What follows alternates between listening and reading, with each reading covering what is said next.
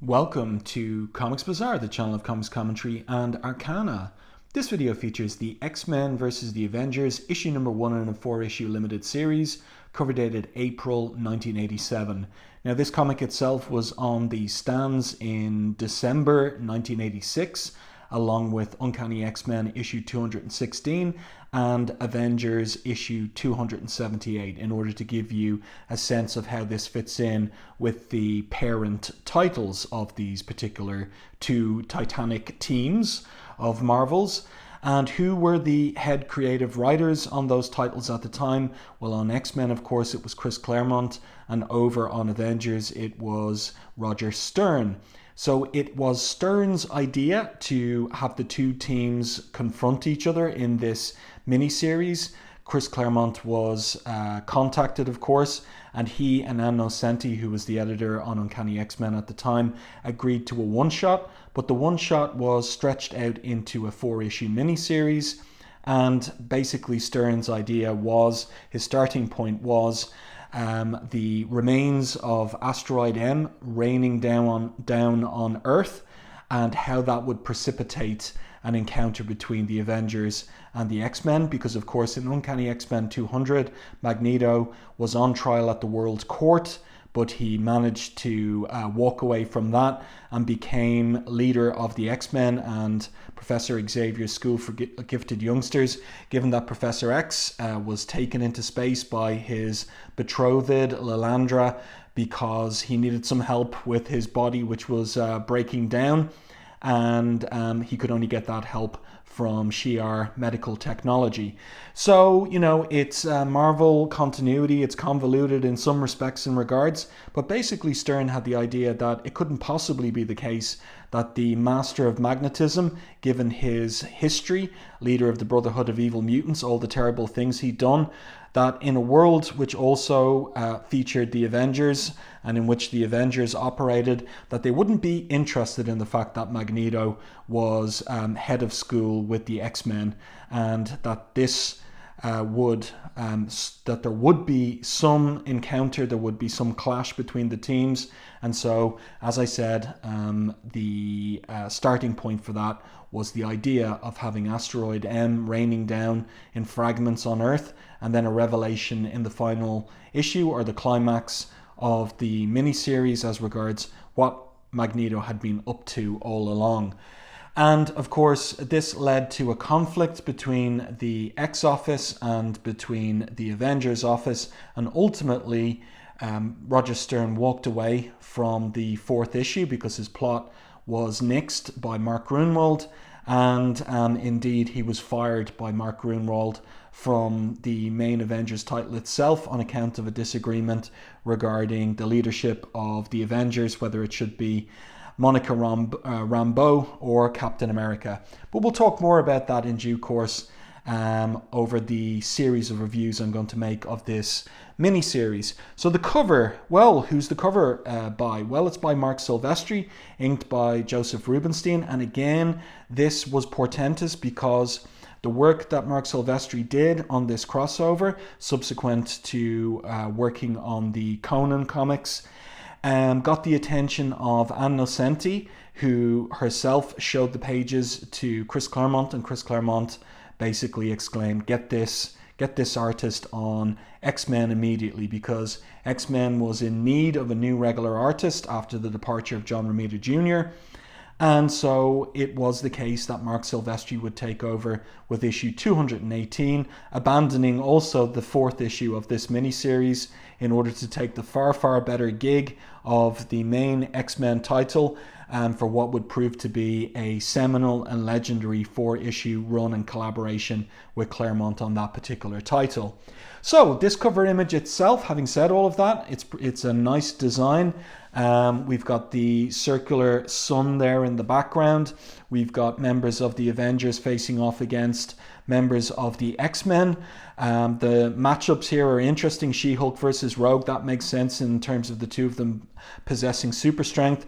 Black Knight with his ebon blade up against Wolverine's adamantium claws. And then the one that sort of doesn't make too much sense is Captain America versus Magneto. Magneto should make short work of Captain America. But then coming in unexpectedly from the left field, so to speak, is Crimson Commando, who is an agent of the Soviet Union's KGB, because of course this is a late 1980s comic, and the Soviet Union was still up and running, had yet to collapse, which would occur in the future of 1991. So you can see also in the cover corner box, before I move on from this image, that we have headshots of Magneto, Captain America, Storm, and She-Hulk, Havoc, and the Black Knight. Let's open this one up now to the splash page.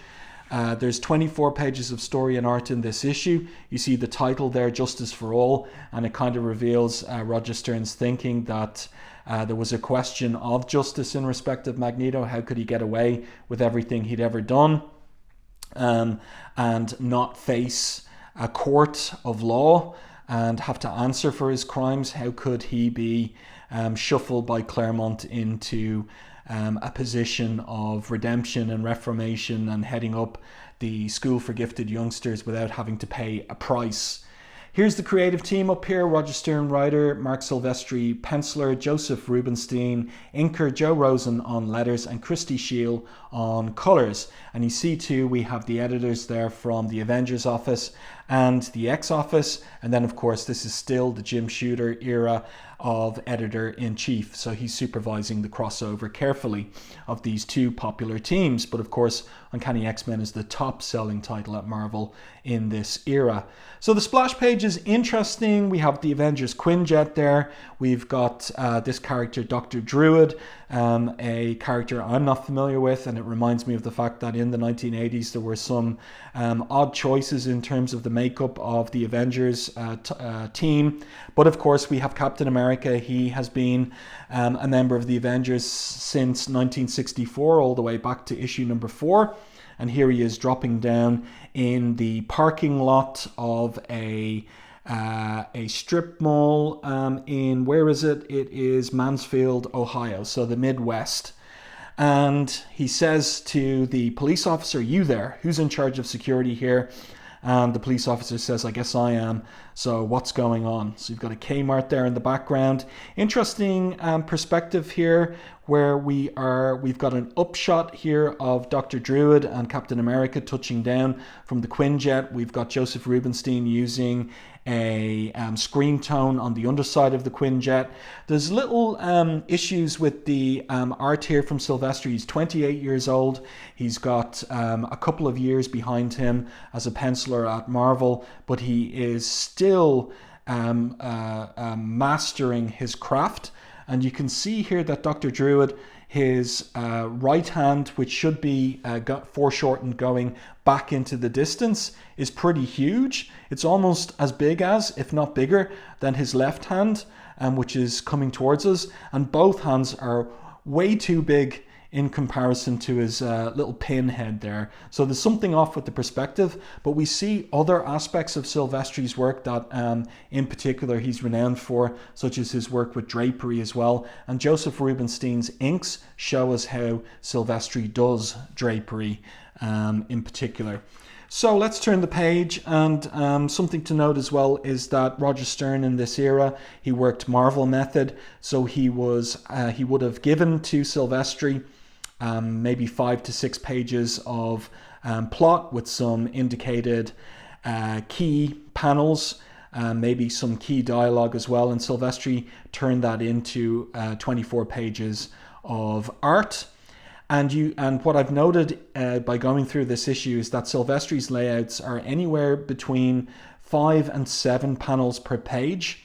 That's really the average. Whereas if you look at his very first issue, working from a Chris Claremont plot, which were far more detailed, much denser in terms of information, he struggled with the first few plots from Claremont. So you can see pages in, for example, issue 218 that have 10, 11 panels, as Silvestri worked to break down Claremont's dense script into a panel-to-panel flow and layout on his 22 allotted pages for issue 218. But back into this mini-series, We've got Captain America obviously taking charge on the ground. Dr. Druid goes in to the, we'd call it a shopping centre here in Ireland, you'd call it a mall in the US, and he's wondering how he's going to get the people out of the mall without causing a panic. And so outside we've got Captain America there stopping a bus, and he says to the driver, we need to commandeer this bus and any others that are in the area. But the driver recognizes him and he says, yes, sir. Meanwhile, Dr. Druid, he gets on the PA system of the mall, and one of his powers is to mesmerize people. So he thinks to himself there when he's telling them to go to the exits and not to run or rush, it's working. Mass hypnosis is normally not so easy. Shoppers, thank heavens, tend to be very receptive. At least my mental talents can be of some use down here. They wouldn't be much help to the Avengers who are up there on the firing line. So here are these asteroid M fragments. We don't know that they are that just yet. Instead, Monica Rambeau considers them to be fragments of a meteor storm. The small ones, she thinks, will burn up in the lower atmosphere, but the big ones will slam into a heavily populated area if we don't cut them down to size in time. So this is exactly the kind of threat that the Avengers was formed in order to counter. And then we're told in the third person narration, shifting part of her amazing living energy to radiant heat, Captain Marvel slags a score of the hurtling bodies. And then, drawing up to a larger fragment, the Golden Avenger momentarily turns physical, releasing her energy as a blast of devastating concussive force. And into the middle of this action, we see Thor's hammer. Never fear, milady, he says. Let's turn the page. We're going to see a great page here from Silvestri. We have Thor, and he's tackling those meteors too. And looking at the drawings of Thor there, I'm reminded of two Marvel artists who were influences on Marc Silvestri. Number one, Sal Buscema, but most particularly Walter Simonson. So you can see in the stance there the acute spread of the legs on Thor, that this is really a Simonson influence. And of course, Simonson's run on Thor was ongoing at this point. Just look at that particular panel there. Just look how wide his legs are spread. You wouldn't get that in John Buscema's a John Buscema drawing. That is the exaggeration that one sees in Walter Simonson's drawings of Thor. So Silvestri kind of looking over his issues of Thor and doing a really good imitation of Walter Simonson's style. So good action in these panels too, as Thor deals with those meteor fragments handily. Meanwhile, the Quinjet is flying around there, and it is being piloted by She-Hulk and Black Knight, and they use the weaponry on the Quinjet in order to take out and pummel some of those meteor fragments as well. That's one less chunk of rock to worry about, She-Hulk, says Black Knight. So he's the one who's manning the weapon systems as she's flying the Quinjet. And she says to him, yeah, you're a real whiz with that targeting computer, Knight. And he says, you sound less than thrilled. And she says, I know, this is one mission where my strength isn't much use. I wish I could get out there and bash those meteors myself. But it looks like some meteors strike the Quinjet, damage it, and they're in trouble. So Monica Rambeau spots it, Thor spots it too. I see, Captain, he says, our Quinjet has intercepted the last of the large fragments. They're losing altitude fast, she says to him. See what you can do to help them. So he flies down after the Quinjet that is crash landing. We've lost all electronics, says Dane. Emergency backups are down too. She-Hulk, she exclaims, wonderful. Without power assists, this thing flies about as well as a brick. So the Avengers are in trouble. Are they going to manage to land the Quinjet, or is it going to explode and kill them? Of course not. So let's see here. Thor basically swings his mystical hammer. Hurricane force winds will cushion the Quinjet's descent, but I must exercise exacting control lest the winds do the ship more damage. And with the injuries I've sustained of late, I cannot maintain such control for long. So all we get there in terms of a note is see recent issues of Thor. And who was Thor in this particular era? Well, it was Sigurd Jarlsson. So that was Thor's alter ego, a construction site worker in the particular era. But we don't get that information in the first issue of the miniseries. So even though Jim Shooter required that new readers, get all key information about characters, that's something we're missing here regarding this particular iteration of Thor from the mid to late 80s. So anyway, they managed to land without the Quinjet exploding. There is a chunk of meteor on top of it though. Out comes She-Hulk. She's got the steering stick in her hand as well. Thanks for the air brakes, Goldilocks, she exclaims. Not the best landing, but if you can walk away from it, it's okay. I like Joe Rosen's lettering here, where he's got the letters all wonky, kind of mirroring Black Knight's disorientation. I wouldn't go quite that far, he says. That's kind of humorous, all right. So then we see She-Hulk up on the Quinjet, and she's trying to lift the meteor from off the Quinjet. And she's struggling with it. I should be able to lift this easy, but it doesn't want to budge. Like it's crazy glued to the Quinjet. So that's a little clue as to the nature of the rock in question and what's inside it. And let's say that there is a spot of magnetism going on, and that's why she's struggling to lift it up. But then she manages it and she drops it on the ground, and here comes a government official saying, National Security Council, that rock's now federal property. So why are the feds interested in this rock? The official here says, you may inspect it for the time being. I believe you alerted Washington about this, Captain. And Captain Marvel, Monica Rambeau, replies, yes, the Black Knight detected 2 large asteroid fragments falling to Earth, one that would break apart over a populated area. So that's Mansfield, Cleveland. And the official says, you're certain the other fragment, the largest one, will hit in Kampuchea? We've already alerted the Soviets and the Chinese. We don't want to look stupid on this. So that's a little reminder of the geopolitics of 1986, the mid-80s. You've got communist China, you've got communist USSR, but the US has relations with both, diplomatic relations, but wants to come out always on top in relation to prestige and geopolitical standing in respect of those two rivals. So the Black Knight responds, relax, it should impact miles from any inhabited area. But he's there, he's got his hand on his chin. That's one of the devices that Marc Silvestri uses in order to indicate that a character is thinking. Other classic Silvestri tropes here on this particular page are the civilian, or rather the federal guy's chin disappearing back into his neck. That's a classic design of Silvestri's for non-superhero characters. Let's turn the page here. So Black Knight there is wondering about the constitution of the rock.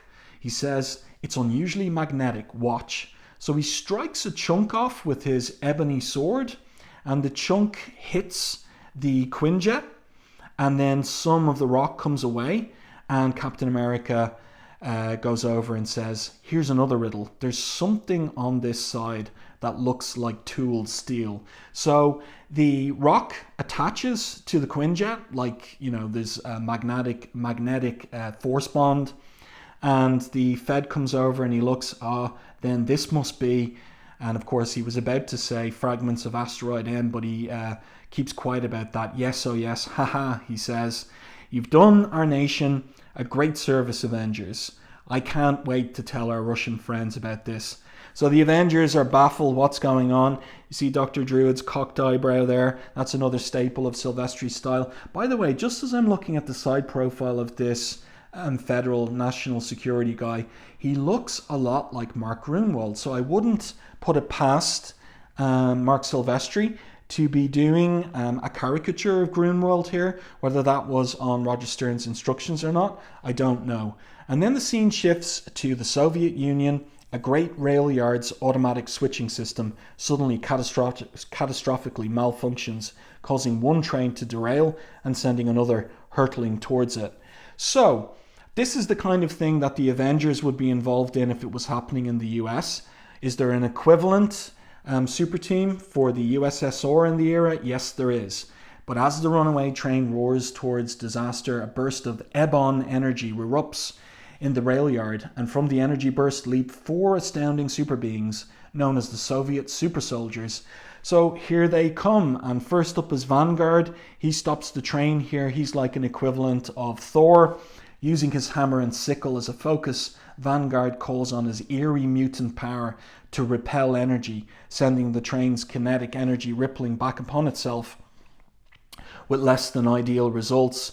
So it looks like an explosion could be sparked. The gasoline spill, says Titanium Man to Darkstar. So she says not to fear as these workers race away from the fire. Again, great action here in the art from Marc Silvestri. He's doing really well. No wonder Claremont was impressed. My dark force, she says, is more than enough to contain an exploding tanker. So Titanium Man rescues the railway line workers, and then he shoots down a water tower here, which puts out the fire. And then this member of the Soviet super soldiers is totally weird looking. Ursa Major, which of course means big bear.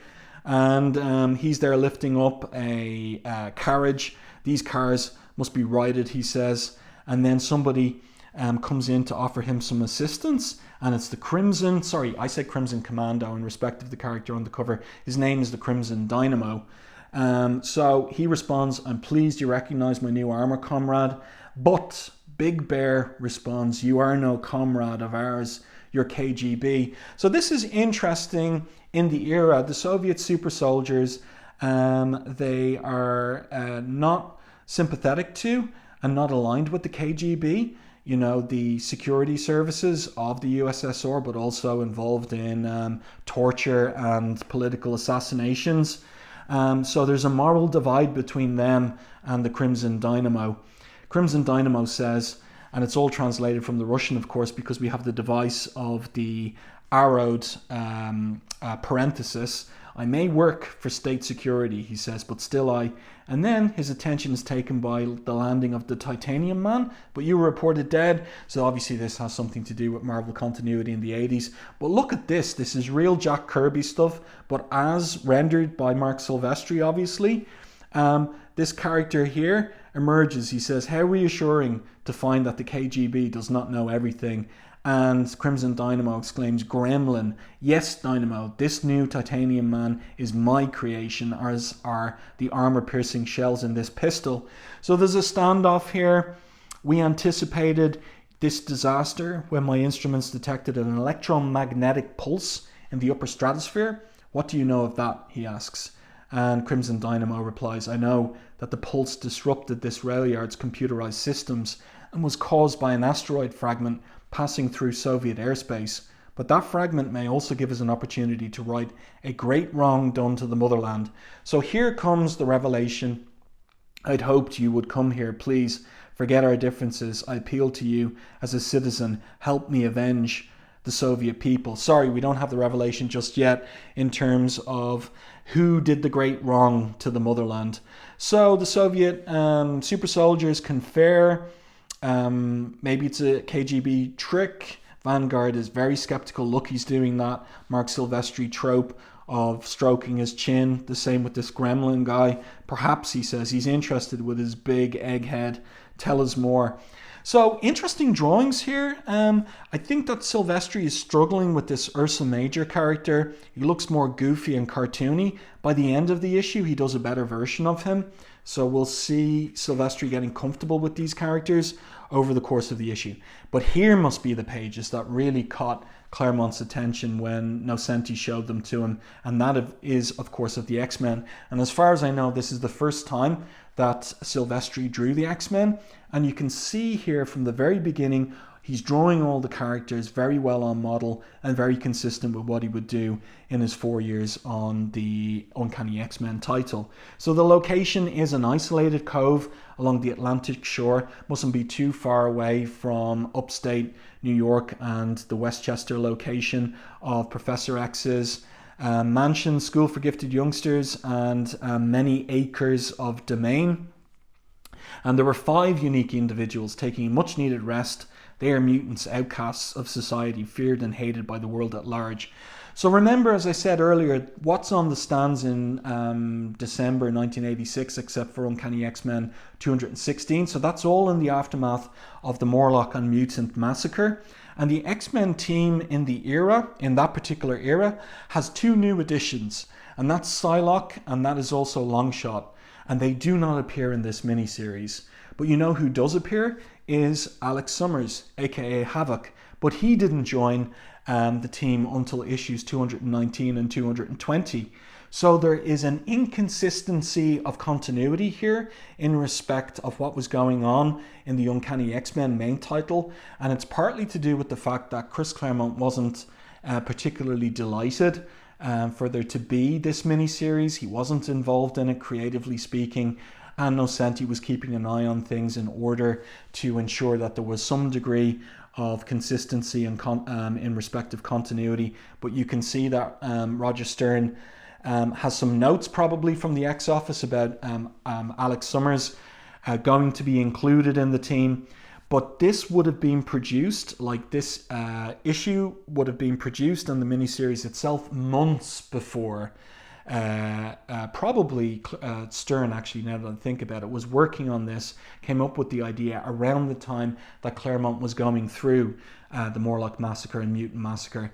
And Claremont's plans at that time were disturbed and up in the air and changing. So that's another reason for the fact that the X-Men team is not the correct configuration, doesn't have the correct membership. But let's take a look at the art here. I really like the seagull here breaking the border panel. Also the look down on the rickety wooden dock there, and the characters acting according to their personalities. We've got Dazzler there, and she's enjoying the music from the portable radio. You can see Magneto there with his hand. It's that classic Silvestri trope. On his chin, he's deep in thought. The X-Men are having a barbecue as well. There's a beer keg there. I think it's all really well done by Silvestri. What does Magneto say to Dazzler except the tune is an engaging one, Dazzler, but I prefer the classics. So Rogue is enjoying the water. She leaps up into the air and cannonballs into the sea.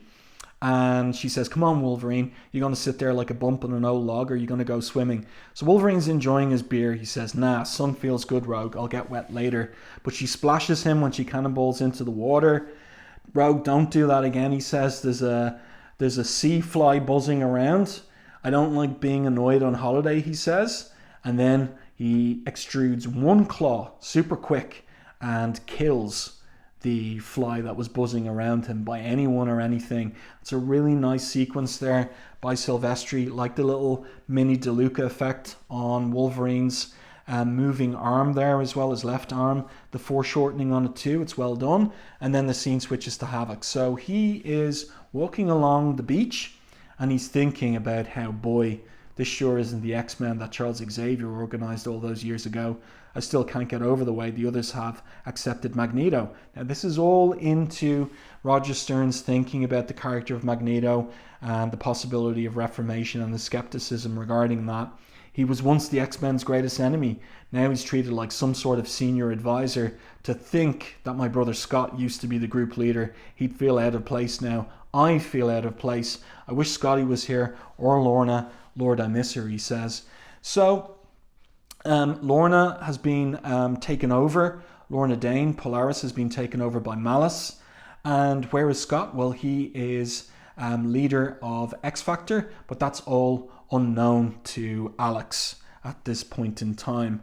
So here we get to see Havoc lashing out at these sea rocks here. For days, ambient cosmic energy has been building up in Alex Summers' body. Now in this moment of confusion and frustration, he knows he must unleash that awesome power. So we get a demonstration of his powers there. It's really well done by Silvestri. Good foreshortening on his right fist there as well. And you get to see that classic Silvestri heroic anatomy as well.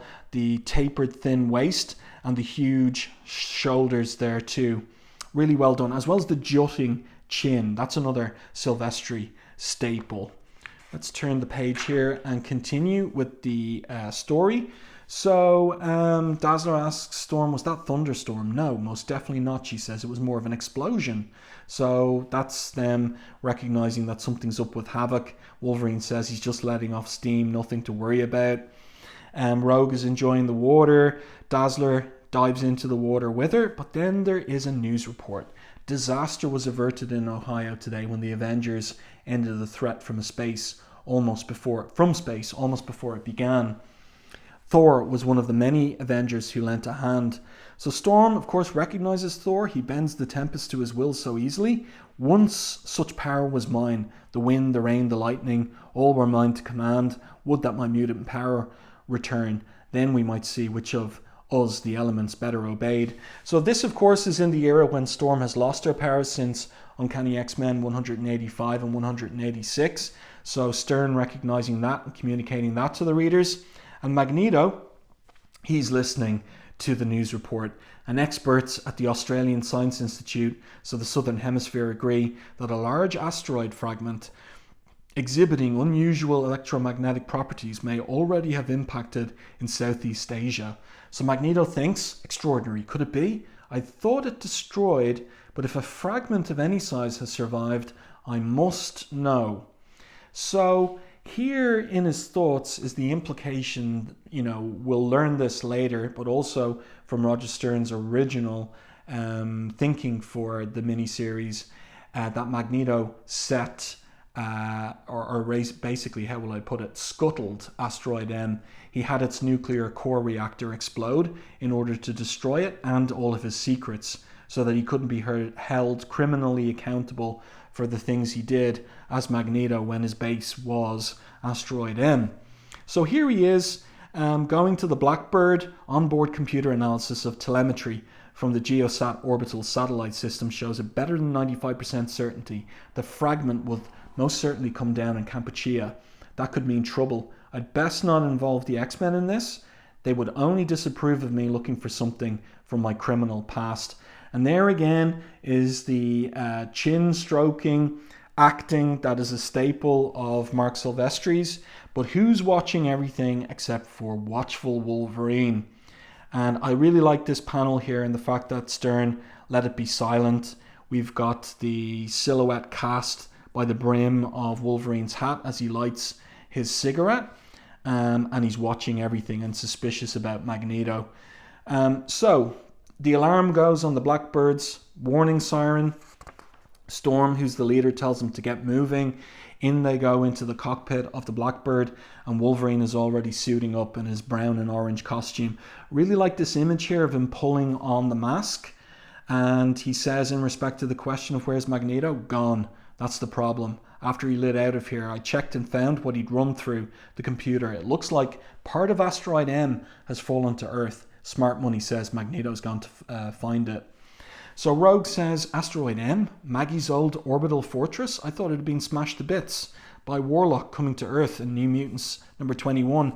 Evidently not all of it, says Wolverine. The readings Magneto took indicate a pretty good sized chunk has crashed in what used to be Cambodia.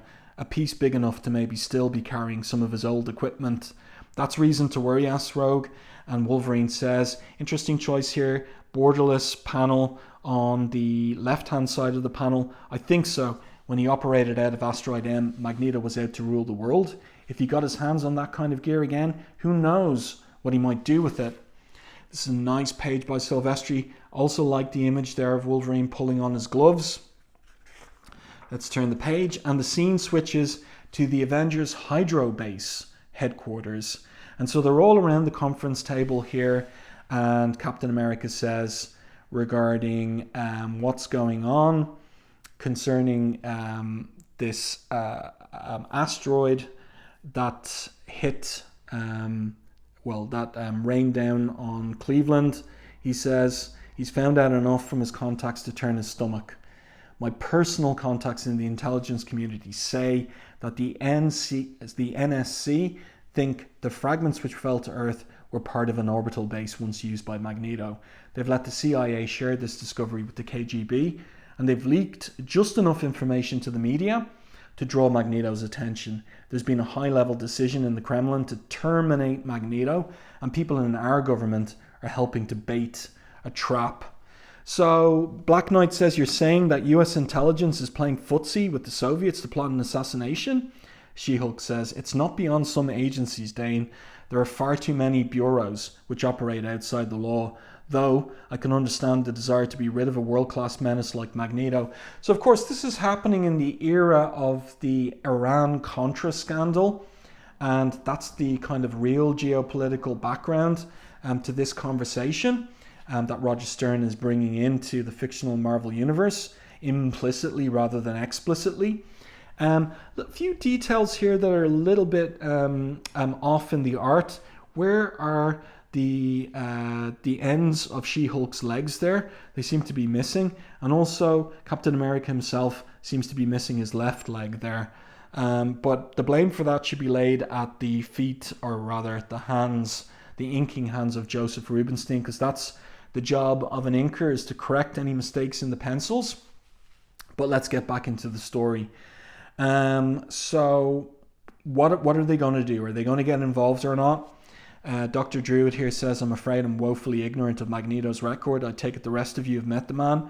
And Captain Marvel responds, at one time or another, Doctor, and they haven't been pleasant experiences. Magneto has had quite an infamous history. It's a classic Silvestri 3/4 profile, slight upshot pose there. Very well done. And now we're going to get a history of villainous Magneto for any readers who might not be familiar with him. So you see the whole account going through here in respect of various Avengers encounters with Magneto as well. And the story begins with X-Men issue number 1. There's a reference here to the first encounter between Thor and Magneto, even though this is Sigurd Jarlsson. And Captain America says, according to our files, Magneto set a trap for the original X-Men in Santo Marco with a bomb which would have left that nation a wasteland. Those crimes should have put him away for life. She-Hulk responds, they would have, if the World Court hadn't decided to strike all charges arising from acts committed before Magneto was reduced to infancy.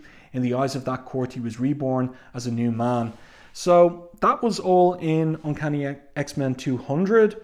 But the reference there to Magneto being reborn as a new man happened in Avengers number 16. And subsequent to that, Magneto did some crazy stuff. So it's shocking that any court could make a decision, he says. I saw Magneto in action after his so-called rebirth. He attacked me without provocation, wantonly destroying a research facility, and abducted and tortured another mutant. So reference to Captain America Annual number 4. Then we get references to X-Men issues 112 to 113 by John Byrne and Chris Claremont. And Black Knight says, if that wasn't enough to convict Magneto, what he did to the Russians should have been. So this is a reference to Magneto's scheme in issue 150 of the X-Men, where he sank a submarine, killing all aboard. And then he used his control of magnetism to create a volcano in the middle of Varakino, destroying the entire city. After the way Magneto skipped out on his trial, says Black Knight, I can see why the Soviets would be out for blood. So Captain America says, yes, they're very serious about this. My sources say their super soldier team may be enlisted to get Magneto. So Black Knight asks, what do we do now? She-Hulk says, maybe we should just sit tight and let the Soviets take him.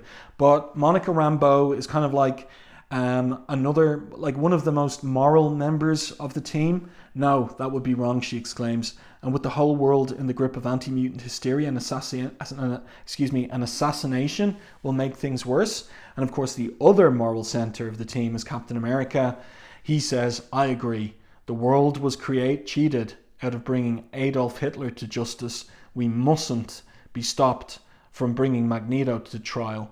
Every individual deserves a fair trial. Humanity deserves it.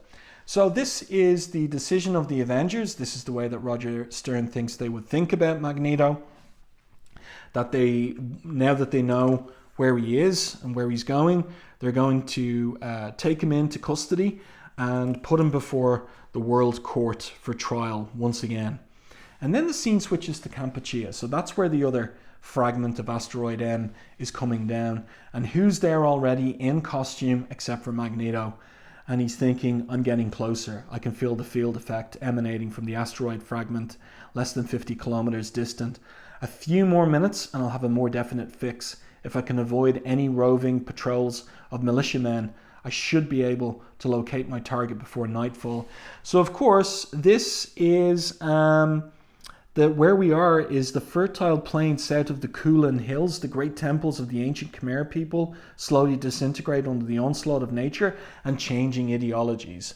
So the reference there, not explicit, but for any reader aware of history, is to, of course, the Khmer Rouge, Pol Pot, Year Zero, the genocide in Cambodia, all of that. And Magneto's there wanting to avoid militiamen and get his hands on his asteroid. So he's in this place of genocide when in his villainous stages of his career, he's been a guy who has considered and intended to commit genocide himself. So interesting from Roger Stern there in terms of the juxtaposition and where this piece of the story is taking place. So he's interrupted by the appearance of Captain Marvel, and she says, on behalf of the United Nations, I place you under arrest. Surrender and there will be no need to use force. So Magneto's taken by surprise, but he says to her, you give me little choice. Let's turn the page. And he attacks her with metallic rock brought up from the ground. Thought you'd knock me out with this chunk of iron ore, right? She says. I knew it would be safer to approach you as a hologram. So she was alert and wary to what he might do. And then he's attacked by Thor. So of course, Thor is a serious prospect. Even Magneto is going to struggle against Thor because Thor's hammer is mystical in nature, and he's not going to be able to affect that with his electromagnetic mutant power. And here come the rest of the Avengers. And Captain America says, it cost us no small bit of trouble tracking you down. Now that we've found you, we're taking you back before the World Court. So Magneto, he's not going to go along peacefully. He says, I have no argument with you, Avengers, leave me. But Captain America says they're surrounding him. We can't do that, Magneto. There's a matter of justice to be settled. So remember the title of the story, Justice for All? Self-righteous fools, exclaims Magneto. You forced me to. But then Dr. Druid, he's able to mesmerize Magneto, and he says to him, relax. So Magneto relax. And then Black Knight gets ready with these degaussing manacles that Magneto won't be able to manipulate with his powers. But they're blasted by Dazzler. So the X-Men arrive. And they're there to thwart the Avengers taking Magneto. And Wolverine here is racing at them with his claws out. Now just look at a couple of things here. A Silvestri staple, the Dutch angle, that's a staple of his work. You see a very slight one here too, but this is more pronounced. And also the female figure there of Dazzler, very Walter Simonson influenced. But anyway, what do the Avengers say? No, Magneto's in our custody, says Captain Marvel. Protective custody. And Captain America concurs, puts his hand out. Nice foreshortening on it too. Back off, Wolverine. Don't try anything stupid. So we're at the last 2 pages, and you can see here that Silvestri has decided to have a few big images, 4 panels only on this page. A nice one there of Wolverine extruding his claws and the blade shining in the sunlight. He says, the only stupid moves are being made by folks who cross me. Care to try your luck? And then he sniffs something. Hold it. We're getting more company. And Dr. Druid says, he's right. I sense 5 minds approaching swiftly from the north. I don't know. This is slightly ridiculous. How could Wolverine scent these figures coming swiftly from the north? How could the wind be faster than them and blow their scents to him? It's a little bit of a ridiculous moment in the plot. But however, here come the Soviet super soldiers. Interesting arrangement here in this particular panel, with them coming in from angles, and also of course Crimson Dynamo is there as well. And Titanium Man exclaims, "Attention, intruders, do not attempt to escape. We've come for Magneto. Deliver him to us and no one need be harmed." So we've got a standoff now between three super teams. We've got the Avengers, we've got the X-Men in the middle, we've got the Soviet super soldiers and Crimson Dynamo. And what is going to happen? Well, the Avengers insist they've got priority in taking Magneto into custody so that he be tried for his crimes. Darkstar is listening. She says, "Nikolai, if the Avengers give their word," but Vanguard is skeptical. He says, "No, Lenya, we must make certain that Magneto pays for his crimes against the people."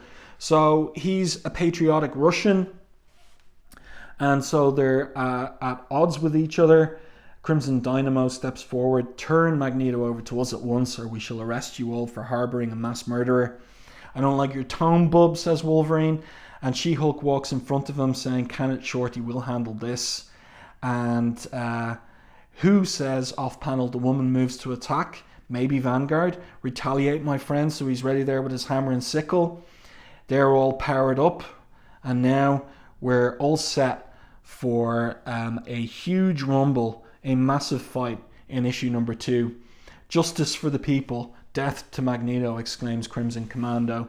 Next issue, Uneasy Allies. So I guess what's going to happen is the X-Men and Avengers will team up against the Soviet super team. That's my guess anyway. So good stuff here. And like I said earlier, I feel that Silvestri got a little bit more comfortable with this Ursa Major character. Looks a little bit better there in this final panel. Looks more menacing rather than cuddly as he did earlier in the issue. And there you go. I do hope that you enjoyed this review and commentary on the X-Men versus the Avengers.